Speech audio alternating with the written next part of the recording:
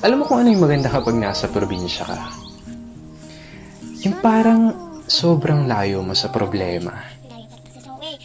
Yung manghuni ng ibon, sariwang hangin, na kahit sobrang bigat ng pakiramdam mo, kapag naranasan mo tong mga to, biglang mawawala na lang.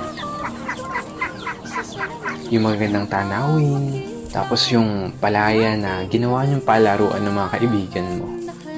Sarap talagang mumuhay sa probinsya, no? Yung para talagang napakalayo mo sa problema. Yung parang napakalayo mo sa malupit na sistema ng mundo. Na kapag nasa probinsya ka, mararamdaman mo talaga yung halaga ng sarili mo kesa sa iba. At mapapasabi ka na lang na there's no place like home or like probinsya.